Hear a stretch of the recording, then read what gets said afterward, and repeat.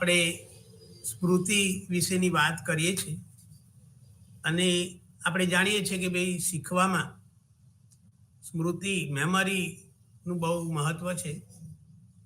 આપણે એ પણ વાત કરી હતી કે ભાઈ કોઈ પણ શિક્ષણ ત્યારે જ શક્ય બને છે જો એ આપણી મેમરીમાં હોય. આપણે એ પણ વાત કરી હતી કે ભાઈ 10મા અને 12મા ધોરણના જે વિદ્યાર્થીઓ છે એમને યાદ રહેતું નથી અને એ યાદ ન રહેવાને કારણે સારા માર્ક્સ નહીં આવે અને એને લીધે એમનામાં એક જાતની ચિંતા રહેતી હોય છે. તો આ જે કંઈ શિક્ષણની પ્રક્રિયા છે એમાં મહત્વનો એક મુદ્દો કે ભાઈ શિક્ષણને અસરકારક બનાવવું હોય તો મેમરી સ્મૃતિના કન્સેપ્ટને આપણે સમજવો પડે. આપણે એ પણ વાત કરી હતી કે ભાઈ બીએડ એમએડ જે શિક્ષણ શાખા સાથે સંકળાયેલા અભ્યાસક્રમો છે એ અભ્યાસક્રમોમાં સ્મૃતિના ખ્યાલને સમજાવવામાં આવે છે. જો સ્મૃતિનો ખ્યાલ શિક્ષક સારી રીતે સમજે તો વિદ્યાર્થીઓને પણ સારી રીતે સમજાવી શકતો હોય છે. આપણે આ મુદ્દામાં સ્મૃતિના અર્થની, એના સ્વરૂપની, એના કાર્યક્ષેત્રની વાત કરેલી છે આગળ. ત્યાર પછી આપણે એના પ્રકારોની પણ વાત કરી છે 3. છેલ્લે આપણે સ્મૃતિના જે મોડેલ છે એ મોડેલની પણ વાત કરી છે કે ભાઈ પરંપરાગત મોડેલ, ત્યાર પછી પ્રોસેસિંગ મોડેલ અને એકીકૃત મોડેલની આપણે વાત કરી હતી. ત્યાર પછી આપણે સ્મૃતિના મોડેલમાં છેલ્લે જો આપણને ખબર હોય, આપણે જાણીએ છીએ કે ભાઈ સ્મૃતિની અંદર મેમરીમાં 3 બાબતો મહત્વની છે. એક છે રેખાંકન, બીજું છે સંગ્રહ અને ત્રીજું પુનઃપ્રાપ્તિ. આ 3 પ્રક્રિયા જો બરોબર થઈ હશે તો આપણે વધારે સારી રીતે યાદ રાખી શકીએ છીએ. એટલે આ 3 બાબતોને ત્યાં કંઈક ગડબડ થાય, કારણ કે આપણે આજે બીજો પણ એક મુદ્દો જોવાના છે અને આ 3 સોપાનોમાં કોઈ એક સોપાનમાં કંઈક મુશ્કેલી થાય તો એને કારણે એમ કે આપણે ભૂલી જઈએ છીએ, વિસ્મરણ થાય છે. તો અહીંયા આ જે વિસ્મરણનું કારણ છે શું છે કે ભાઈ કોઈ એક સોપાનમાં કંઈક ગડબડ થાય અને જો સોપાન બરોબર ના એ થયું હોય તો એને કારણે મુશ્કેલી થતી હોય છે. છેલ્લે જો આપણને ખબર હોય તો આપણે આ જે આકૃતિ છે એ આકૃતિની વાત કરીએ છીએ. આપણે થોડુંક એને રિવાઇન્ડ કરીએ કે ભાઈ જે છેલ્લી મોડેલની આપણે વાત કરતા હતા અને એમાં કેન્દ્રીય કાર્યવાહી, સેન્ટ્રલ સિસ્ટમ જેને કહીએ, એની આપણે વાત કરી હતી અને એમાં ધ્વન્યાત્મક ભંડાર, આપણે જે કંઈ બોલીએ છીએ એનું જે સ્ટોરેજ છે એ, અને પછી સબ વોકલ રિહર્સલ, આપણે મનમાં ને મનમાં કંઈક રિહર્સલ કરીએ અને એ શેમાં મહત્વનું છે? શાબ્દિક માહિતી. કારણ કે આપણે મોટાભાગની માહિતી શબ્દો દ્વારા મેળવીએ છીએ, આપણે સાંભળીએ છીએ. અત્યારે હું લેક્ચર આપું છું, તમે સાંભળો છો. આપણે ટીવી પર કોઈનું લેક્ચર સાંભળતા હોઈએ, કોઈ સભામાં ગયા હોઈએ, કોઈ ધાર્મિક પ્રસંગમાં જઈએ, ત્યાં કોઈ ધર્મગુરુ એમ કે વાત કરતા હોય તો આ જે વાત છે એને એ કરીએ. અને ત્યાર પછી આ જે બીજું પાસું આપણે જોયું હતું અને એ છે એપિસોડિક પાસું, એટલે કે ઘટનાત્મક પ્રસંગોની આપણે વાત કરીએ. આપણે બધાને અનુભવ છે કે ભાઈ ઘણા સિરિયલો 100 એપિસોડ આવે, એનાથી વધારે આવે અને પછી જે ઘટના બને કે ભાઈ પહેલી ઘટના અને છે ધીરે ધીરે એમ કે એક પછી એક ઘટનાઓ બનતી જાય અને એ રીતે આપણે એમ કે એ એપિસોડ જેને કહીએ, જેમ સિરિયલોના એપિસોડ હોય એમ આમાં આ મેમરીમાં પણ જે પ્રસંગો છે એ પ્રસંગો અથવા જે કંઈ ઘટના છે, આપણે જોઈએ છીએ કે ભાઈ કોઈ પણ બનાવ બને તો એ બનાવમાં જુદી જુદી બાબતો રહેલી હોય છે. કે ભાઈ કોઈ ઝઘડો થાય તો પહેલાં એમ કે વાહનો અથડાયા હોય, પછી બોલાચાલી થાય, પછી એમાં મારામારી થાય, પોલીસ આવે, એ લોકોને લઈ જાય, અને એ આખો જે પ્રસંગ છે એ પ્રસંગને આપણે અહીંયા એ કરી છે. તો આ જે આખો પ્રસંગ છે, જે ઘટનાઓ છે, એ લાંબા ગાળાની સ્મૃતિ, કે દાખલા તરીકે આજે હું આવતો હોઉં અને 4 રસ્તા આગળ એક્સિડન્ટ થયો હોય, પછી મારું 15 દિવસ પછી ફરી પાછું આ ઓનલાઈન લેક્ચર હોય, તો હું એ સ્થળે આવીશ 4 રસ્તા, તો મને જે આખી ઘટના બનેલી કે ભાઈ શું ઘટના બની એ મને એ થશે. એટલે લાંબા ગાળાની સ્મૃતિમાં આ ઘટના એ થતી હોય છે. આપણે જાણીએ છીએ કે ભાઈ કોઈ સિરિયલ હોય અને એમાં એની કોઈ સ્ટોરી હોય, તેના 3-4 એપિસોડ આવે અને એ એક પછી એક જે ઘટના છે કે ભાઈ પહેલાં આ ઘટના બની, પછી આ. આપણે મહાભારત અને રામાયણની સિરિયલોના એપિસોડો પણ જોયા છે કે ભાઈ એ જે કંઈ, તો એ બધી બાબતો એ ક્યાં એ થાય છે? લાંબા ગાળાની આપણી જે સ્મૃતિ છે એને એ થાય છે. ત્યાર પછી એમાં ત્રીજી જે વાત આપણે કરી હતી, અને એ છે વિઝ્યુઅલ્સ, દ્રશ્ય. અત્યારે તમે મને જોઈ રહ્યા છો. આપણે જોઈએ છીએ કે ભાઈ અત્યારે ભૂતકાળમાં લેન્ડલાઇન ફોન હતા તો માત્ર આપણે સામેવાળી વ્યક્તિનો અવાજ જ સાંભળી શકતા, પણ અત્યારે આપણે જોઈએ છીએ કે ભાઈ આ મોબાઈલ ફોન છે અને એમાં આપણે કોઈને વિડીયો કોલ કરીએ તો એ વિડીયો કોલ દ્વારા આપણે સામેની વ્યક્તિને જોઈ શકીએ છીએ. તો એ જે દ્રશ્ય માહિતી છે. પછી ઘણીવાર આપણે જોઈએ છીએ કે ભાઈ કોઈ જગ્યાએ આપણે જઈએ કે ભાઈ કોઈ મંદિર છે, આપણે એમ કે જગન્નાથના મંદિર જગન્નાથપુરીમાં જઈએ અને પછી અમદાવાદમાં આપણા માતા પિતા છે, તો આપણે શું કરીએ છીએ?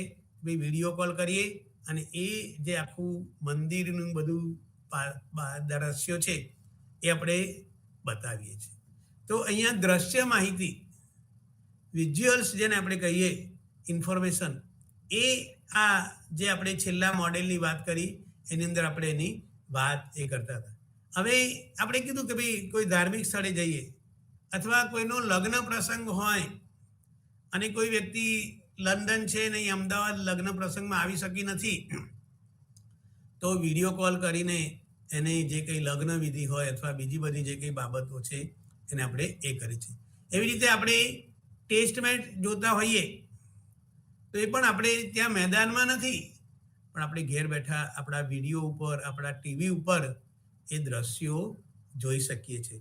તો આ જે આખું આપણે વાત કરી છે એ વર્કિંગ મોડેલ ઓફ મેમરીની આપણે વાત કરી છે, અને એનું જ આ ચિત્ર હતું. ભાઈ તમે આપણે આગળ વાત કરી છે કે ભાઈ અહીંયા આ કેન્દ્રીય અને પછી એના 3 જે પાસા છે અને એમાંથી આ જે આખી વાત છે એને આપણે એ કરેલી છે.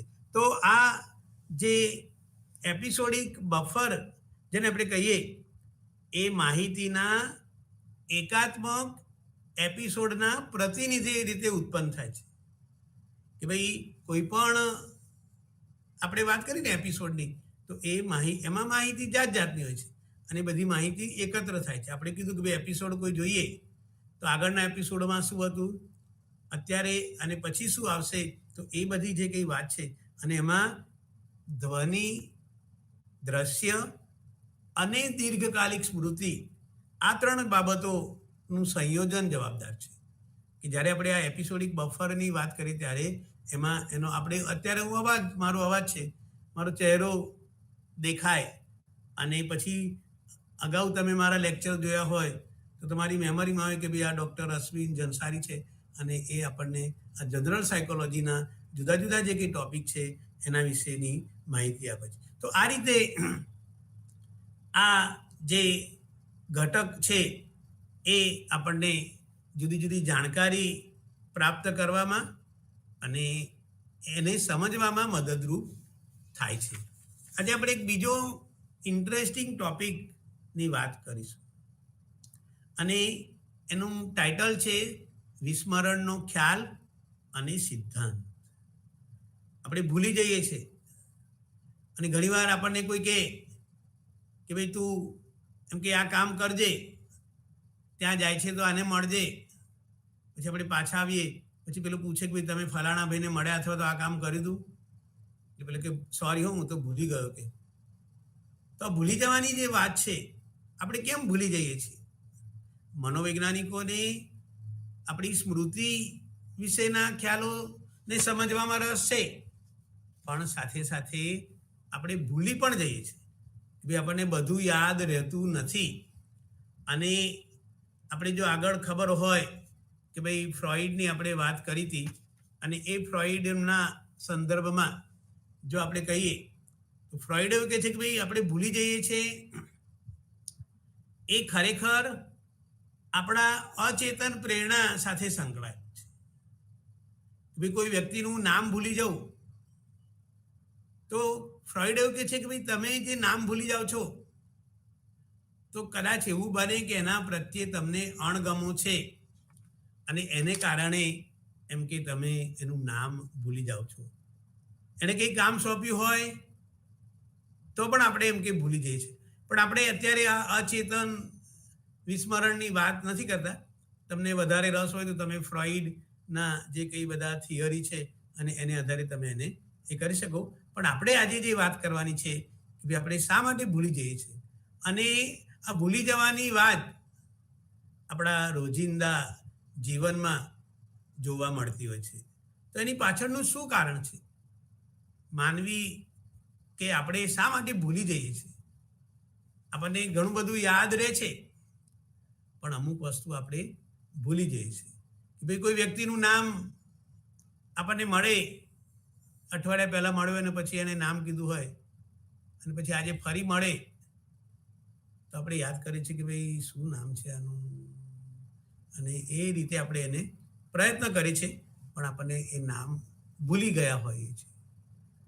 કોઈ આપણને નંબર કહે, કારણ કે હવે આપણે જાણીએ છીએ કે ભાઈ મોબાઈલમાં 10 આંકડાના નંબર હોય છે, અને પછી આપણને એણે કીધું હોય તો આપણે નંબર ભૂલી જઈએ કે ભાઈ 9 કીધો તો કે 8 કીધો તો, અને એ રીતે આપણે એમ કે એટલે ભૂલવું એ માનવ સ્વભાવ છે. તો એના વિશેનો મનોવૈજ્ઞાનિકોએ એમ કે અભ્યાસ કરેલો છે. તો મનોવૈજ્ઞાનિકોના મતે ભૂલવું એ શું છે? ભૂલવું આપણી જે સ્મૃતિ પ્રણાલી છે એ પ્રણાલીમાં પહેલેથી જ જે સંકેતાંકન થાય છે અને જે માહિતીનો સંગ્રહ થાય છે એને આપણે યાદ કરી શકતા નથી. કે ભાઈ આપણે વાત કરી હતી હમણાં સ્મૃતિના 3 સોપાનોની વાત કરી. પહેલું આપણે એના રેખાંકન કે ભાઈ એ રેખાઓ બને એવી કલ્પના કરેલી છે. બીજું છે એનો સંગ્રહ થાય છે, અને ત્રીજું કે ભાઈ આપણે એને પુનર્પ્રાપ્ત કરીએ છીએ. તો અહીંયા શું થાય છે, જ્યારે આપણે કોઈ વસ્તુ એ કરતા હોઈએ અને જો આપણે સાદી ભાષામાં કહીએ કે ભાઈ આપણું ધ્યાન ના હોય, આપણે સાંભળવા ખાતર કંઈક સાંભળતા હોઈએ, અડધું સાંભળીએ અડધું ના સાંભળીએ, અને આપણે જોઈએ છે ને ઘણીવાર અત્યારે તો લોકો કોઈની જોડે વાત કરતા હોય તો એનું ધ્યાન ક્યાં હોય? મોબાઈલમાં હોય, અને પેલો પછી પાછો મોબાઈલમાં એ થઈ જાય. તો અહીંયા આ એનું જે ધ્યાન છે એ વિચલિત થયેલું હોય છે, અને એને કારણે શું થશે? જે સંકેતાંકન છે, રેખાંકન છે, બરોબર નહીં થાય, અને સંગ્રહ પણ બરોબર નહીં થાય. કે ભાઈ એનો જે સંગ્રહ છે એ બરોબર ના થયો હોય તો એને કારણે આપણે એ યાદ કરી શકતા નથી. અને જે આ અક્ષમતા છે કે ભાઈ આપણે કોઈ એક લેક્ચર સાંભળ્યું અને એ લેક્ચરમાં કયા કયા મુદ્દા આવ્યા, એ મુદ્દાઓને આપણે ફરી જ્યારે અઠવાડિયા 10 દિવસ પછી યાદ કરવાના હોય ત્યારે એમ કે યાદ ન આવે, તો એ જે વાત છે એને મનોવૈજ્ઞાનિકો ભૂલવાના અથવા તો વિસ્મરણ તરીકે ઓળખાવે છે. તો આ જે ભૂલવાની વાત છે એની પ્રકૃતિ કેવા પ્રકારની છે કે ભાઈ શા માટે માનવી ભૂલી જાય છે? તો એને માટે એક જર્મન મનોવૈજ્ઞાનિક હર્મન એબિંગહોસ એ 1879માં એણે સૌ પ્રથમ આ વિસ્મરણ અંગેના વ્યવસ્થિત પ્રયોગો કર્યા છે. આપણને બધાને ખબર છે કે ભાઈ મનોવિજ્ઞાનની શરૂઆત જર્મનીમાં, વૈજ્ઞાનિક મનોવિજ્ઞાનની શરૂઆત ક્યાં થઈ છે?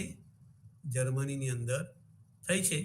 અને આજે આપણે વાત કરી ને કે ભાઈ 1879માં મનોવિજ્ઞાનની સૌ પ્રથમ પ્રયોગશાળા જર્મનીમાં લિપ્ઝિગ ખાતે શરૂ થયેલી હતી એ આપણે જાણીએ છીએ. અને આપણે એ પણ વાત કરી હતી કે ભાઈ મનોવિજ્ઞાનનો વિજ્ઞાન તરીકેનો જે ઉદ્ભવ થયો એમાં એના સંપ્રદાયોની પણ આપણે વાત કરી હતી કે ભાઈ રચનાવાદ, કાર્યવાદ, વર્તનવાદ, આ જે સમષ્ટિવાદ છે, અને સમષ્ટિવાદનો ઉદ્ભવ જર્મનીમાં થયેલો છે. આપણે વર્ધાઇમર, કોફકા, કોહલર એ ત્રણના નામ આપણે જાણીએ છીએ. અને કોહલરના જે પ્રયોગો છે, આપણે જ્યારે શિક્ષણના મુદ્દાની વાત કરી હતી ત્યારે જો આપણને ખબર હોય કે ભાઈ જ્યારે આપણે એની ચર્ચા કરી હતી ત્યારે આપણે એના જે પ્રયોગો છે એ કોના ઉપર એણે કર્યા હતા? ચિમ્પાન્જી ઉપર. તો એ ચિમ્પાન્જી ઉપરના જે કંઈ પ્રયોગો છે અને એમાંથી આપણે આહ એક્સપિરિયન્સ, એણે જો આપણને યાદ હોય તો એક પાંજરામાં ભૂખ્યા ચિમ્પાન્જીને મૂક્યો અને અધ્ધર એણે શું કર્યું? કેળાની લૂમ લટકાવી અને એ પાંજરાની અંદર એક કોર્નરમાં બોક્સ એણે 2-3 મૂકેલા હતા. અને પછી એણે જોયું કે ભાઈ શું કરે છે ચિમ્પાન્જી. તો શરૂઆતમાં એ આમ તેમ આટા મારતો હતો, પછી કૂદકા મારે, અને એણે કેળા જોયા તો કેળા લેવા માટે કૂદ્યો, પણ એ જે અંતર છે એ વધારે હતું અને લઈ શક્યો નહીં. અને પછી નિરાશ થઈને બેસી જાય છે. અને પછી એની નજર ખૂણામાં જે ખોખા પડ્યા હતા, બોક્સ પડ્યા તેના ઉપર જાય છે. અને પછી એ બોક્સ લઈ આવે છે વચ્ચે અને મોઢા ઉપર નાનું, અને પછી એના ઉપર ચડીને એમ કે કેળા લઈ લે છે. તો આ જે વાત છે, પણ આપણે અહીંયા એની વાત નથી કરતા, આપણે એબિંગહોસની વાત કરવાના છે, કારણ કે આપણે ચર્ચા કરીએ છીએ વિસ્મરણના સિદ્ધાંતની. તો જે વિસ્મરણ છે એ વિસ્મરણની જે વાત છે એ વાત આપણને એના જે પ્રયોગો છે, અથવા તો જેને કહીએ વિસ્મરણનો અભ્યાસ પહેલાં પણ મનોવિજ્ઞાનમાં થયો છે. અને પણ વ્યવસ્થિત જે અભ્યાસ છે, જે પ્રયોગો છે, એ પ્રયોગો કોણે કર્યા હતા? આ એબિંગહોસે કર્યા છે. અને આજે પણ આપણે એબિંગહોસને યાદ કરીએ છીએ. તો એણે શું કર્યું કે ભાઈ આપણે શા માટે ભૂલી જઈએ છીએ? એની સ્વરૂપ કેવા પ્રકારનું હોય છે? વિસ્મરણમાં શું થાય છે? તો એણે આનો અભ્યાસ કરવા માટે અર્થહીન પદોની યાદી બનાવી. અર્થપૂર્ણ શબ્દ હોય તો શું થાય? આપણને યાદ રહી જાય. એટલે એણે એક ક્રમ બનાવ્યો કે ભાઈ જે વ્યંજન, સ્વર, વ્યંજન, ભાઈ એન એ વ્યંજન છે, એ સ્વર છે, અને કે એ વ્યંજન છે. તો આ રીતે એણે પછી, અથવા તો બીજો દાખલો લઈએ કે ભાઈ PUD, તો અહીંયા P વ્યંજન છે, U સ્વર છે, અને D, એટલે એણે વચમાં સ્વર આવે એ રીતે અર્થહીન શબ્દોની યાદી તૈયાર કરી. અને એ યાદી શું કર્યું પાછું કે ભાઈ યાદી તો તૈયાર કરી, પણ એનો અભ્યાસ એણે પોતાની પર કર્યો. અને એટલે આ જે વિસ્મરણના પ્રયોગો છે એ એબિંગહોસે પોતાની ઉપર કરેલા છે. અને એ યાદી જુએ અને પછી એણે શું કર્યું? આંતરનિરીક્ષણની પદ્ધતિ એને ઓળખવામાં આવી કે ભાઈ એણે શબ્દો યાદી એ કરી, પછી એને શીખવા પ્રયત્ન કર્યો, અને પછી થોડા સમય પછી ફરીથી એને યાદ કરવા પ્રયત્ન કર્યો. તો અહીંયા પોતાના જે સ્વયં અનુભવ છે, કારણ કે એણે પ્રયોગ પોતાની જાત ઉપર કર્યો, તો એ પોતાના જે કંઈ અનુભવ છે એ અનુભવને આધારે એણે એમ કે આખી જે યાદી છે એને એ કરવા પ્રયત્ન કર્યો. અહીં આપણે આ જે વાત છે કે ભાઈ અહીંયા સમય આપેલો છે, અને અહીંયા જે ટકાવારી છે એ આપણને એને પછી આપણે એની ચર્ચા કરીએ છીએ.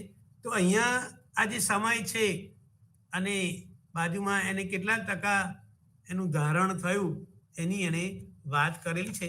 આ જે આલેખ છે એની પણ આપણે થોડી વાર રહીને ચર્ચા કરીશું. તો અહીંયા એણે પોતાની ઉપર પ્રયોગ કર્યો અને પછી શું કર્યું, આખી 10 કે 12 પદોની યાદી એ શીખ્યો અને એનું પુનરાવહન તરત કર્યું કે ભાઈ હું શીખી લઉં અને પછી તરત એમ કે પુનરાવહન કરું તો એનું ધારણ કેટલા ટકા જોવા મળ્યું? 100%. એને 12 શબ્દો હોય અથવા પદો જેને આપણે કહીએ એને 12 યાદ રહ્યા. પછી એણે શું કર્યું, 20 મિનિટ પછી એ જે પદો શીખ્યો હતો એમાંથી એને કેટલા યાદ રહ્યા એ એને લખ્યા. તો લગભગ 58% એમ કે એનું ધારણ જોવા મળ્યું. એટલે શું જોવા મળ્યું? તરત એને પુનરાવહન કર્યું તો એ કેવું જોવા મળ્યું? 100% જોવા મળ્યું. પણ એણે શું કર્યું, 20 મિનિટ પછી એ જે પદો શીખ્યો હતો એ પદોને એણે યાદ કરવા પ્રયત્ન કર્યો તો એને 58% યાદ રહ્યું.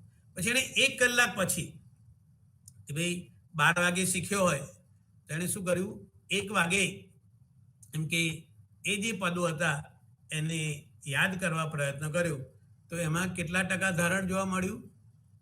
44%. કે ભાઈ તરત એણે પુનરાવહન કર્યું તો કેટલું હતું? 100%. પછી 20 મિનિટ રહીને એણે 1 કલાક પછી કર્યું તો કેટલું જોવા મળ્યું? 44%. પછી એણે શીખવાના 9 કલાક પછી જે પદો શીખ્યો હતો એનું એણે પુનરાવહન કર્યું તો એ 36% એને યાદ રહ્યું. જે પદોની યાદી હતી એમાંથી માત્ર એને 36% પદો યાદ રહ્યા. પછી 1 દિવસ પછી આપણે વાત કરી તો 1 દિવસ પછી એણે જે પુનરાવહન કર્યું તેમાં માત્ર એને 33% યાદ રહ્યું. અને પછી એને 2 દિવસ પછી કે ભાઈ આજે બુધવાર છે તો ગુરુવાર અને શુક્રવારે એમ કે એ જે પદો છે એને યાદ કરવા પ્રયત્ન કર્યો તેમાં એને કેટલું જોવા મળ્યું?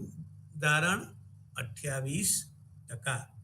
અને પછી 6 દિવસ પછી કે ભાઈ શીખ્યાના 6 દિવસ પછી એને જે ધારણની ટકાવારી છે એ 25% જોવા મળી. અને પછી 31 દિવસ પછી એની જે ધારણ કે ભાઈ જે પદો શીખ્યો તો એ પદોને એણે યાદ કર્યા તો એમાં માત્ર 21% જ ધારણ જોવા મળ્યું. એટલે અહીંયા આપણને ખ્યાલ આવ્યો કે ભાઈ કોઈ વસ્તુ શીખીએ અને એનું તરત જ પુનરાવહન કરીએ તો એનું ધારણ થવાની શક્યતા વધારે છે. પછી જેમ જેમ સમય વીતતો જાય અને કારણ કે આપણે બીજા બધા કાર્યો કરીએ છીએ, જ્યારે આપણે એમ કે એણે 20 મિનિટ, કલાક, 9 કલાક, 1 દિવસ, 2 દિવસ, 6 દિવસ અને 1 મહિના પછી એને શીખવા પ્રયત્ન કરેલો છે તો શું જોવા મળ્યું કે ભાઈ ધારણ જે છે એની ટકાવારી ધીરે ધીરે ધીરે નીચી જોવા મળી. અને એને આધારે આ જે આપણે પછી પાછા ચર્ચા કરીશું, પણ અહીંયા એણે જે વાત કરી કે ભાઈ એણે સ્મૃતિ અને વિસ્મૃતિની પ્રકૃતિ તપાસવાનો પ્રયત્ન કર્યો. આપણે હમણાં કીધું ને કે એણે અર્થહીન પદોની રચના કરી અને એ પદો જ્યાં સુધી યાદ ન રહે ત્યાં સુધી એ શીખ્યો અને પછી એનું પુનરાવહન કર્યું. અને એને આપણે આગળ હમણાં જે વાત કરી કે ભાઈ તરત હતું તો 100% ધારણ જોવા મળેલું છે. તો અહીંયા એને બીજી રીતે પણ આપણે એને જોવા પ્રયત્ન કરીએ કે ભાઈ 12 પદો શીખવાના છે તો પહેલા ભૂલોનું પ્રમાણ ઓછું હશે જો આપણે તરત એનું એ કરીએ. પણ જો આપણે શીખવાનું હોય ને પછી ધારણ કરવાનું હોય તો કદાચ ભૂલો વધારે હોય. પછી આપણે યાદી બીજી વાર જોઈએ, ત્રીજી વાર જોઈએ, ચોથી વાર જોઈએ, અને એ રીતે આપણે જોતા જઈએ તો 10 પ્રયત્ન પછી આપણે એ બધા પદો યાદ રાખી શકીએ છીએ. એટલે એણે આપણે જે વાત કરી કે ભાઈ આ જે ખ્યાલ છે એને આધારે એણે આ આલેખ જેને આપણે કહીએ ભાઈ સ્મૃતિની અવસ્થા અને એનાથી વિરુદ્ધ કહીએ કે ભાઈ વિસ્મૃતિ. જો વધારે યાદ રહ્યું હોય તો સ્મૃતિ વધારે છે, પણ અહીંયા આપણે એનો જે અહીંયા ટેબલ છે અને એ ટેબલને આધારે આપણે અહીંયા આલેખ એ કરેલો છે. તો જોઈએ છે કે આપણે આલેખ એ શરૂઆતમાં વધારે પુનરાવહન છે, પછી ધીરે ધીરે ધીરે ધીરે ધીરે ધીરે ધીરે એનું જે ધારણ છે એ ધારણ ઘટતું જાય છે. અને મનોવિજ્ઞાનમાં આને એબિંગહોસ વિસ્મૃતિ વક્ર, ફર્ગોટિંગ કર્વ જેને આપણે કહીએ કે ભાઈ એ કર્વ શરૂઆતમાં ઊંચો હોય છે, પછી ધીરે ધીરે ધીરે ધીરે ધીરે ધીરે. અને પછી આપણે એક બીજો મુદ્દો પણ જોઈશું કે શીખીએ જે કે આપણે એ ક્યારેય ઝીરો થતું નથી.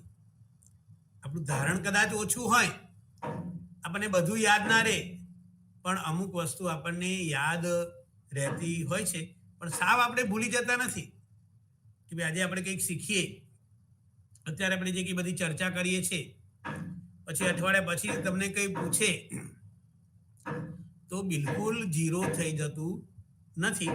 અને આપણે અહીંયા એને જે યાદી આપી હતી મનોવિજ્ઞાનમાં, ત્યાર પછી આ ધારણ અંગેના જુદા જુદા વિસ્મરણ અંગેના પ્રયોગો થયા છે.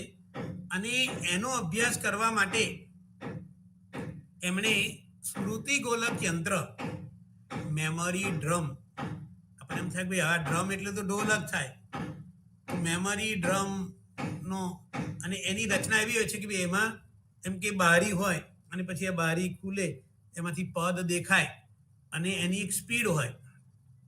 બેની સ્વિચ પાડીએ એટલે એ ધીરે ધીરે ફરે, અને એ બારી જે આપણે વાત કરી કે આપણે આ બારી છે ખુલ્લી રાખીએ, એમાંથી પદ દેખાય, અને એ રીતે એમ કે એ થોડાક સમયના અંતરે આ એક પછી એક પદ દેખાય, અને પછી એને યાદ કરવા પ્રયત્ન કરે, અને 10 કે 12 પદો હોય એ પત્યા પછી એમ કે એની જે યાદી પૂરી થાય અને પછી આપણે એનું ધારણ લઈએ. ભાઈ આપણે હમણાં આગળ વાત કરીને કે શરૂઆતમાં આપણે ભૂલી જઈએ અમુક પદ, પછી ધીરે ધીરે આપણને જેમ જેમ પ્રયત્નો વધે એમ આપણને બધા પદો યાદ રહે છે. ગુજરાતીમાં પણ પદોની રચના કરવામાં આવેલી છે, અને એક પ્રયોગ એવો કરવામાં આવ્યો કે ભાઈ અર્થપૂર્ણ શબ્દો 90 થી 80% સાહચર્ય મૂલ્ય ધરાવતા શબ્દો અને 10 થી 20% સાહચર્ય મૂલ્ય ધરાવતા શબ્દો, એવી 3 યાદી શીખવાડી. અને પછી એમાં ભૂલો કેટલી થાય છે, કેટલો સમય જાય છે, એનું ધારણ કેટલું છે, આપણે એની બહુ ચર્ચા કરીશું નહીં, કારણ કે આપણે જે વાત કરી છે એબિંગહોસના વિસ્મરણના વક્રની વાત કરી છે. તો અહીંયા ગુજરાતીમાં પણ આપણે દાખલા તરીકે કમળ શબ્દ તો એ અર્થપૂર્ણ છે, પણ ર બ ય તો એનો કોઈ અર્થ નથી. તો એવો શબ્દ આપણે યાદ રાખવાનો હોય તો એમાં વધારે સમય જાય. એટલે અહીંયા આ જે ધારણ અને વિસ્મરણ, ધારણ ઓછું તો વિસ્મરણ વધારે, અને ધારણ વધારે તો વિસ્મરણ ઓછું, એ આપણે કહી શકીએ. અને એબિંગહોસે જે પ્રયોગો કર્યા છે એ પ્રયોગો આજે પણ એટલા જ મહત્વના છે. એણે જે વાત કરી કે ભાઈ જે ભૂલવાની વાત છે એ ભૂલવાની વાતમાં તરત આપણે ઓછું ભૂલી જઈએ છીએ, પણ 1-2 દિવસ પછી ભૂલવાનું જે પ્રમાણ છે વધે છે. અને પછી કેટલાક કલાકો પછી શું થાય છે? એ જે ભૂલવાની પ્રક્રિયા છે એ કેવી થાય છે? ધીમી થઈ જાય છે. અને એટલે આપણે હમણાં વાત કરી ને કે આપણે કંઈક શીખીએ, દાખલા તરીકે કોઈ ઘટના બની હોય અને 1 વર્ષ પહેલા એમ કે હોળીના દિવસે આખો દિવસ આપણે શું કર્યું હતું, તો એનું કોઈ આપણને પૂછે તો આપણને કદાચ બધું યાદ નથી હોતું, પણ આપણે બધું ભૂલી પણ જતા નથી. અમુક વસ્તુઓ આપણને બરોબર યાદ હોય છે કે ભાઈ પેલા એ મને કાળા રંગથી મારું આખું મોઢું એમ કે એ કરી દીધું હતું, અને પછી એ કલર કાઢતા મને બહુ જ વાર થઈ, પછી મેં એને માથામાં એમ કે ધીમે રહીને ખબર ના પડે એમ કલરનો પાવડર ભભરાવી દીધો, અને પછી એ ઘેર ગયો અને પછી જેવું એમ કે માથામાં પાણી રેડ્યું તો બધું લાલ લાલ પાણી એમ કે જોવા મળ્યું. તો આ જુદી જુદી જે કઈ બાબતો છે, એટલે એબિંગહોસ એવું કહે છે કે ભાઈ જે ધારણ કરીએ આપણે એમાં કદાચ થોડા સમયમાં આપણું ધારણનું પ્રમાણ ઓછું જોવા મળે, પણ અમુક દિવસ પછી એ જે ધારણ છે એ સ્થિર જોવા મળે છે. કારણ કે જો આપણે આ આલેખની આના વાત કરીએ તો તમે જોશો કે ભાઈ અહીંયા જે 21, 25, 28 એટલે જે વિસ્મરણ છે એ એમ કે એક જાતની એમાં સાવ એ થતું નથી.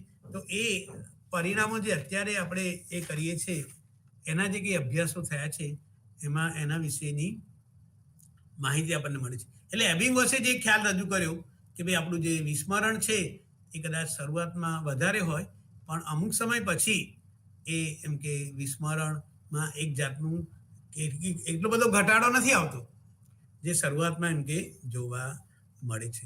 હવે આપણને રસ છે કે ભાઈ આપણે શા માટે ભૂલી જઈએ છીએ, એના જુદા જુદા સિદ્ધાંતો રજૂ થયા છે.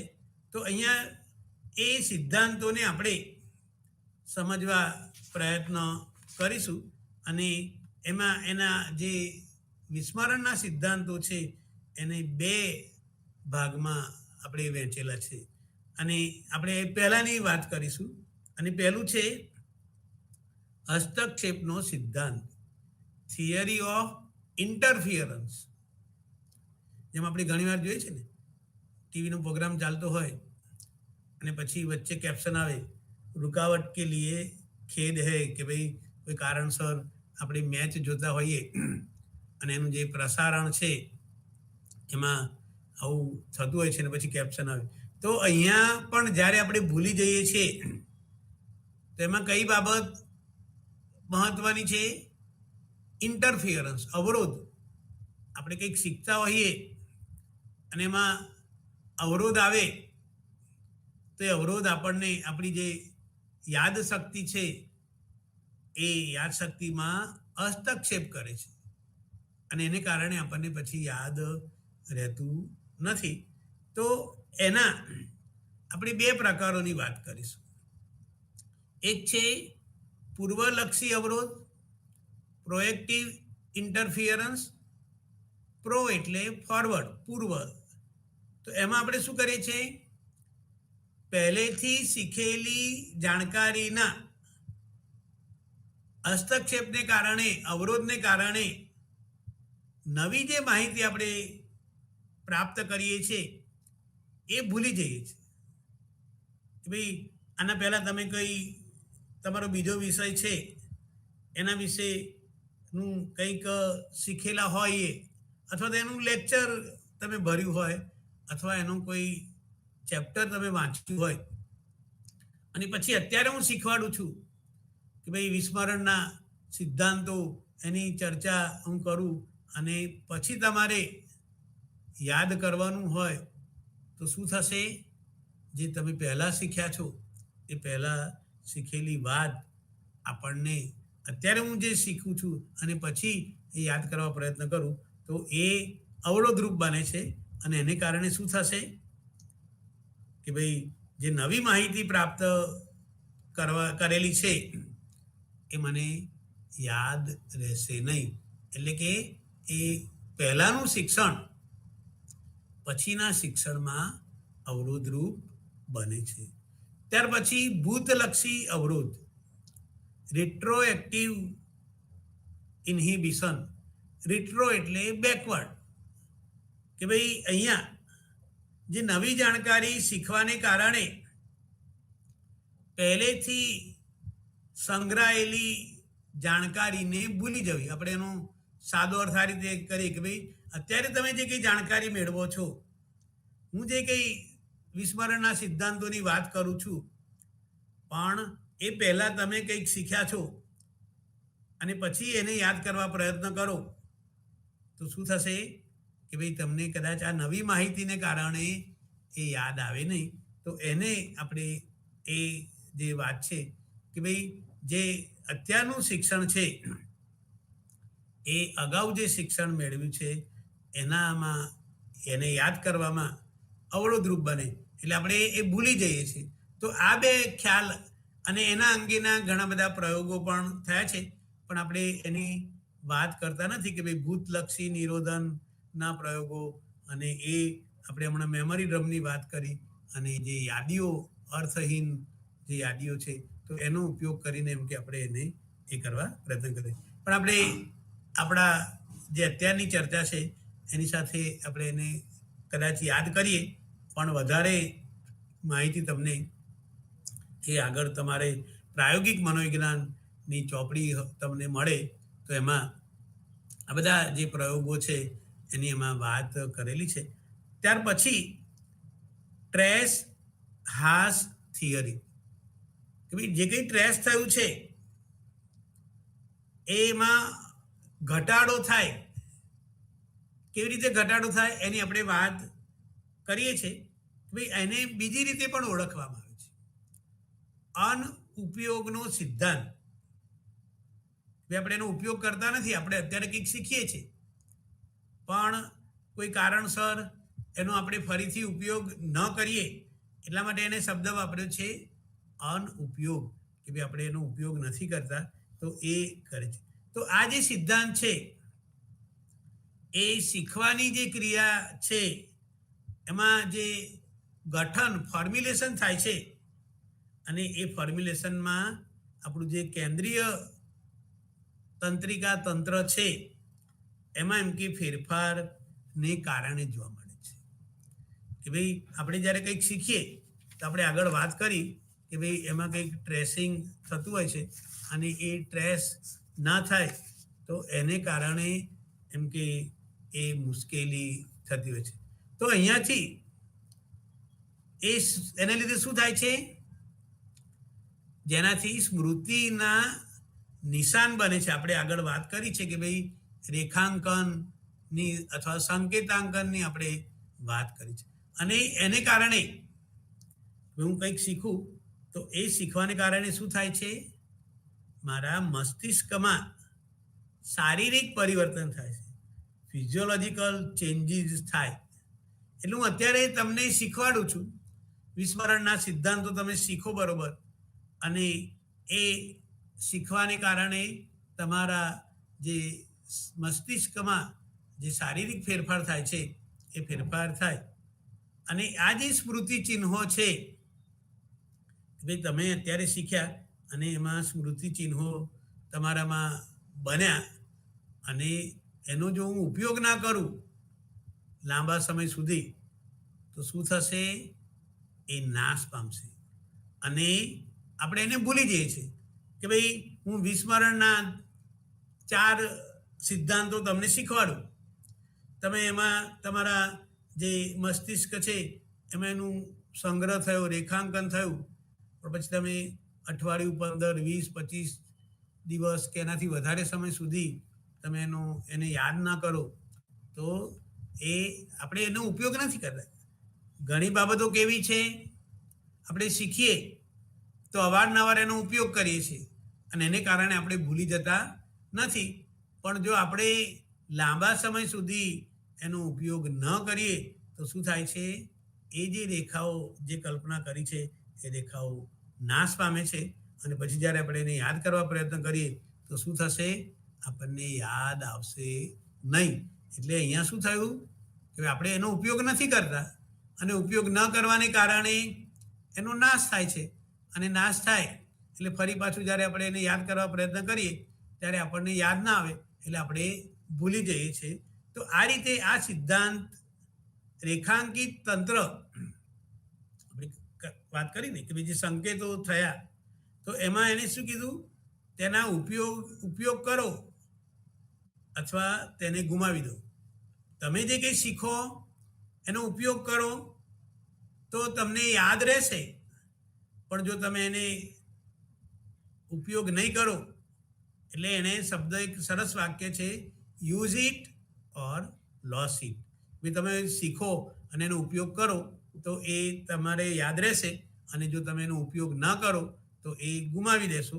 એટલે કે જો સમયના એક નિયમિત અંતરાલ પર તમે જે કંઈ માહિતીનો સંગ્રહ કરેલો છે એ માહિતીનો ઉપયોગ ના કરો, કે ભાઈ આપણે શું કરીએ છીએ, વાંચીએ ત્યારે એનું રિવિઝન કરીએ છીએ અને રિવિઝન કરવાને કારણે આપણને લાંબા સમય સુધી યાદ રહે છે. પણ જો આપણે હું અત્યારે તમને બધા 4 સિદ્ધાંતો બરોબર સમજાવું, એના ઉદાહરણ આપું, પણ પછી તમે એનો ઉપયોગ જ ના કરો, એને ફરીવાર ઘરે જુઓ નહીં, તમારા પુસ્તકમાં જુઓ નહીં, તો એને કારણે શું થશે કે ભાઈ તમે એનો ઉપયોગ નથી કરતા એટલે તમે એને ભૂલી જાઓ છો. એટલે અહીંયા જે જાણકારી છે એ જાણકારીનો જો આપણે ઉપયોગ ન કરીએ તો આપણે એને ખોઈએ છીએ અથવા તો ભૂલી જઈએ છીએ, તો એનું જોખમ વધારે રહેલું છે. એટલે જ્યારે પણ આપણે શીખીએ ત્યારે જો આપણે એને ભૂલી ના જવું તો શું કરવું પડે, એનો ઉપયોગ કરવો પડે. એટલે કે અવારનવાર આપણે એ જે માહિતી છે એ માહિતીને એનું પુનરાવહન કરવું પડે. એટલે જ આપણે કહીએ છીએ ને કે ભાઈ જે 10મા 12મામાં હોય તો એને તમે પૂછો તો એકની એક વાત રિવિઝન કરશે. મારે 3 વાર રિવિઝન થયું, ફલાણા પેપરનું, બીજા પેપરનું આટલી વાર થયું, તો જેટલું રિવિઝન એટલે એનો યુઝ કર્યો આપણે, અને એને કારણે શું થયું કે ભાઈ આપણી જે વિસ્મૃતિ છે એમાં ઘટાડો થશે. જો આપણે એને જૂન મહિનામાં કોઈ ટોપિક તૈયાર કર્યો હોય અને પછી આજે એને વાંચવા બેસીએ, વચમાં આપણે એને યાદ જ ના કરીએ, એને આપણું પુનરાવર્તન ના કર્યું હોય, એનો ઉપયોગ ના કર્યો હોય, તો શું થશે, એ આપણને ફરી જ્યારે હું આજે એને વાંચવા બેસીશ તો મને વધારે જે મારે યાદ નહીં હોય, એટલે બીજી રીતે કે શું થશે, ફરી મને શીખવામાં થોડોક વધારે એને યાદ રાખવામાં સમય જશે. એટલે અહીંયા સંગ્રહ કરેલી માહિતી જે છે એનો જો આપણે ઉપયોગ ન કરીએ તો એ માહિતી આપણે ભૂલી જઈએ છીએ. સ્વાભાવિક છે કે ભાઈ કોઈ પણ વસ્તુનો આપણે યુઝ કરીએ તો એ એમ કે આપણા સ્મરણમાં રહે, પણ જો યુઝ ના કરીએ તો એનું વિસ્મરણ થાય અને એને કારણે એમ કે એ થાય. ત્યાર પછી બીજો એક મુદ્દો, જ્યારે આપણે વિસ્મરણની વાત કરીએ છીએ ત્યારે સંકેત અવલંબિત વિસ્મરણ સિદ્ધાંત. સંકેત ક્યુ જેને આપણે કહીએ, જેમ ઘણી વાર આપણે કહીએ છીએ ને કે ભાઈ આપણે કોઈ રમત રમતા હોઈએ પછી એમ કે તમને કોઈ કોયડો પૂછવામાં આવે તો પછી આપણે કહીએ કે ભાઈ કંઈક ક્યુ આપો, કંઈક સંકેત આપો.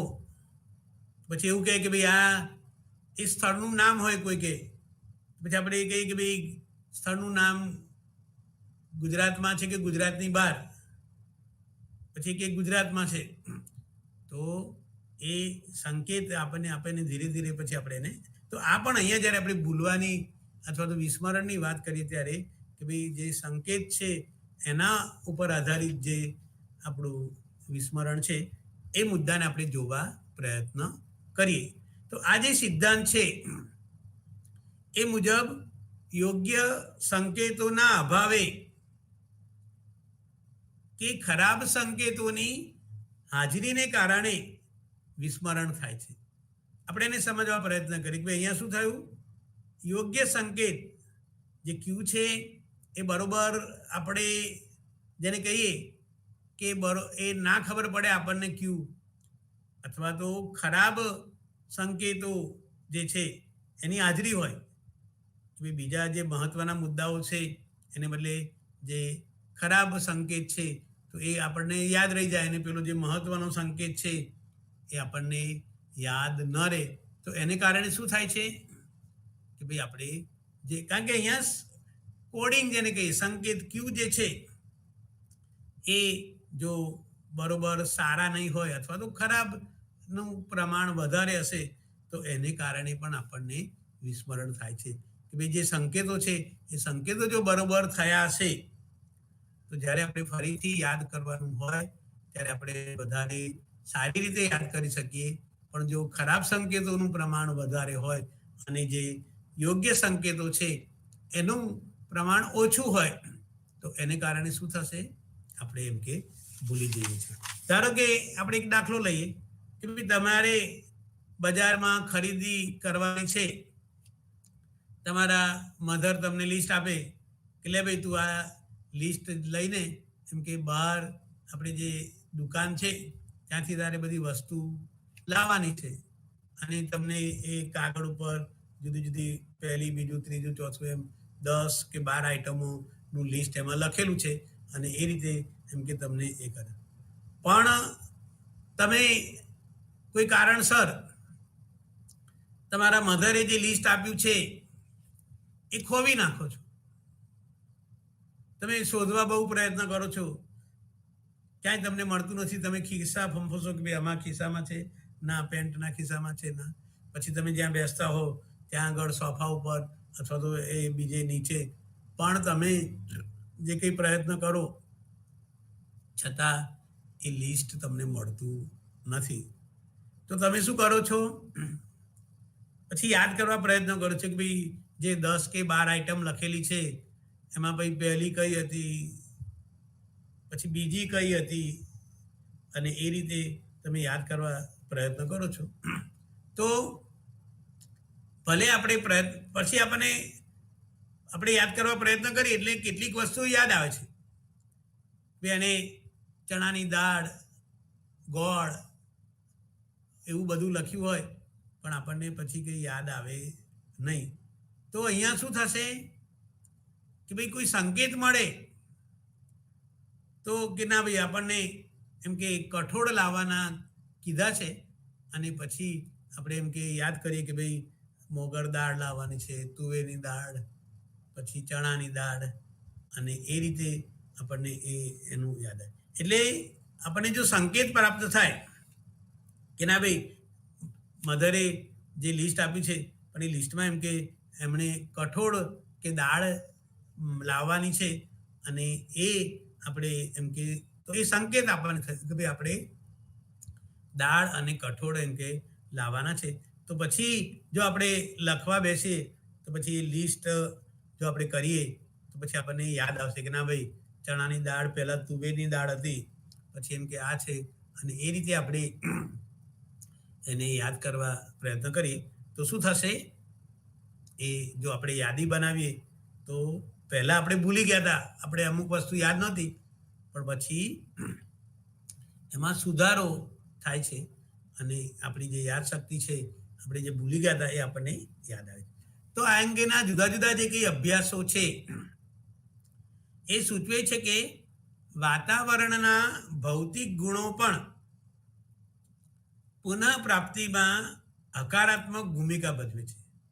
આપણી આજુબાજુનું જે કંઈ વાતાવરણ છે એમાં જુદા જુદા જે કંઈ પદાર્થો છે એના જે કંઈ ગુણો છે એ ગુણો આપણને જે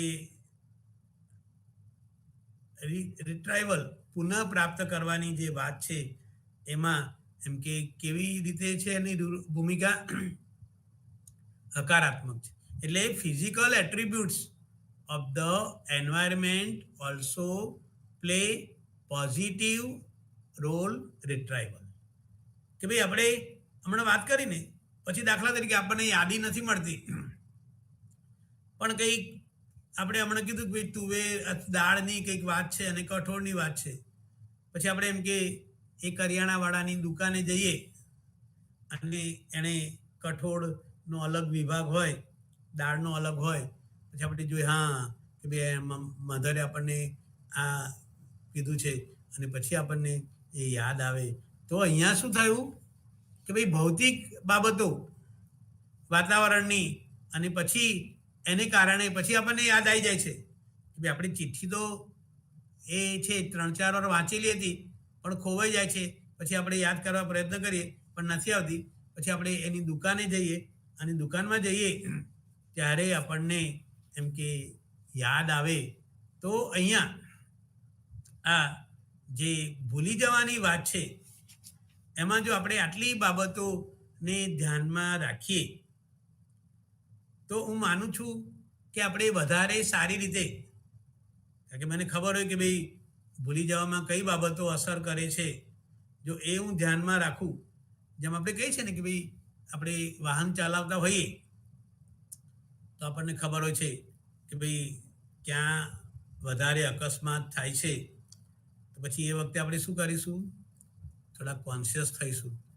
અને એને આધારે આપણે શું કરીએ છીએ કે ભાઈ આપણે એમ કે આપણું વાહન હોય તો ધીમું ચલાવીએ, અથવા તો બીજી કોઈ રીતે કે ભાઈ અગાઉ અકસ્માત થયેલો છે અને એને કારણે એ જે પરિસ્થિતિ છે કે ભાઈ આપણે ઘણીવાર જોઈએ છે વાહન ચલાવતા હોઈએ તો અમુક જગ્યાએ બમ્પ છે, કદાચ ઘણીવાર આપણને શરૂઆતમાં ખ્યાલ ના આવે કે ભાઈ બમ્પમાં આપણે એમ કે આપણું વાહન ધીમું ના પાડ્યું અને અંદર બેઠેલા બૂમ પાડે કે ભાઈ જુઓ તો ખરા આગળ બમ્પ છે અને તમે આવું ઝડપથી ચલાવો છો. તો અહીંયા પછી જ્યારે ફરીવાર આપણે ત્યાંથી જઈએ એ પરિસ્થિતિ આપણને એનું જે વાતાવરણ છે એ આપણે યાદ કરીએ તો આપણને કે ના ભાઈ હવે ગાડી ધીમી પાડવી પડશે, આગળ બમ્પ છે અને એને લીધે એમ કે એ થાય. અત્યારે આપણે જોઈએ છે કે ભૂતકાળમાં જે ટ્રાફિક સિગ્નલ હતા ત્યાં આગળ એમ કે વાહનો જે છે લોકો ટ્રાફિકના નિયમોનો ભંગ કરતા હતા કે ભાઈ લાલ લાઇટ હોય છતાં એમ કે વાહન લઈને નીકળી જાય, અને એ જે કંઈ વાત છે.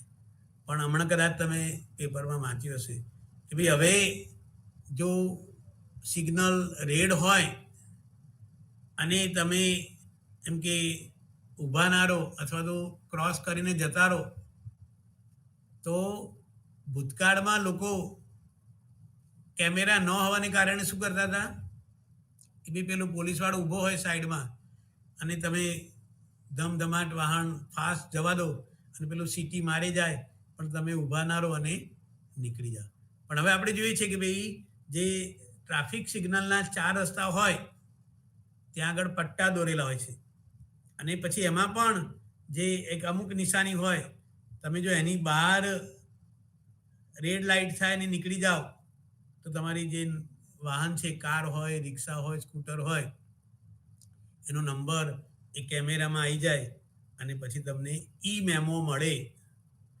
તો અહીંયા આપણે જે સિગ્નલ છે ત્યાં આગળ ઊભા રહીએ છીએ, એ ભૌતિક વસ્તુ છે. સિગ્નલ લાલ થાય લાઇટ તો કે એવું નથી થતું બોલતો કે ભાઈ ચલો ઊભા રહો અને રીડ યલો લાઇટ થાય તો તમે તૈયાર થાઓ અને પછી હવે ગ્રીન લાઇટ થઈ તો તમે જાઓ.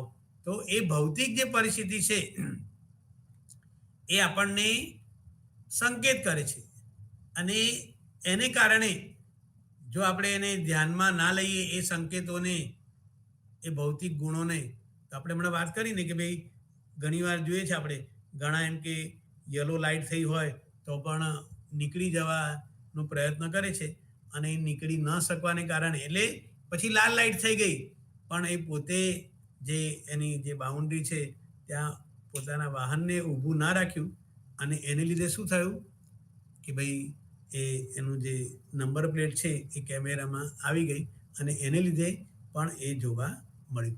પણ કદાચ તમને આશ્ચર્ય થશે કે ભાઈ હું એકવાર રિક્ષામાં યુનિવર્સિટીથી એમ કે ઘરે જતો હતો, પછી એ રિક્ષાવાળો લાલ લાઇટ હોય તો બી જવા દે.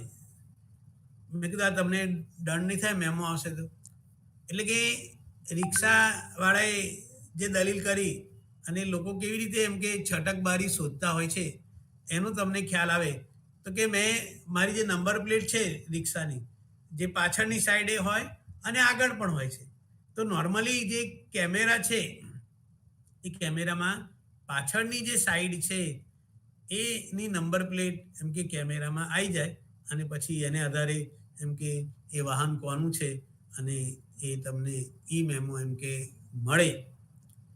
તો કે મેં શું કર્યું છે, એ જે નંબર પ્લેટ છે ને એના ઉપર એમ કે અડધું કપડું નાખી દીધું છે.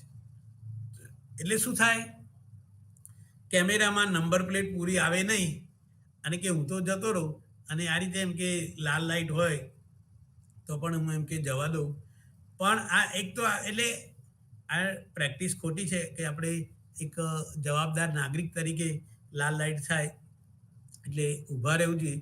એ જે સંકેત છે એ પોઝિટિવ છે અને એ આપણને યાદ કરાવે છે કે જો તમે એનો ભંગ કરશો તો શું થશે, તમે એમ કે દંડને પાત્ર થશો.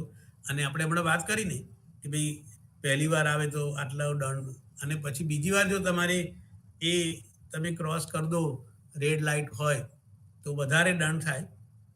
અને એ રીતે આપણે ત્રીજી વાર એમ કે એનાથી વધારે દંડ થાય.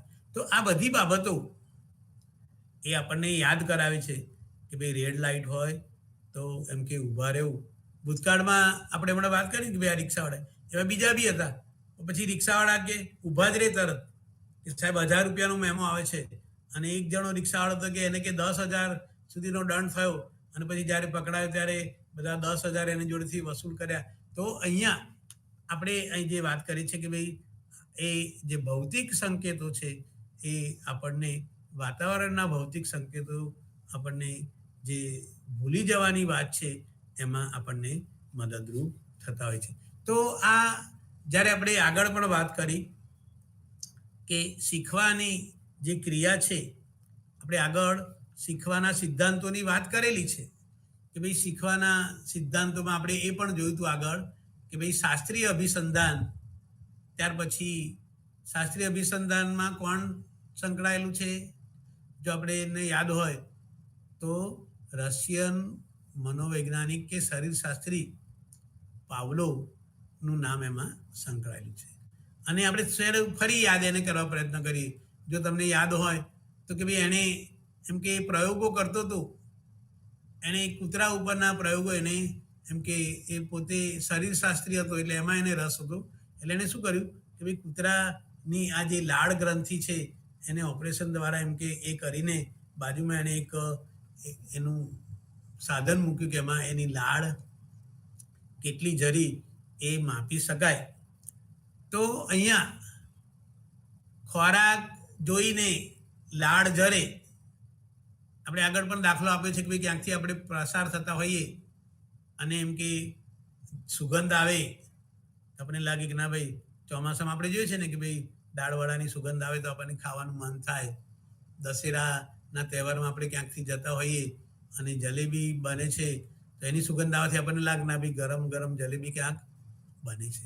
તો લાળ જરવી એ સ્વાભાવિક છે કે ભાઈ ખોરાકને જોઈને.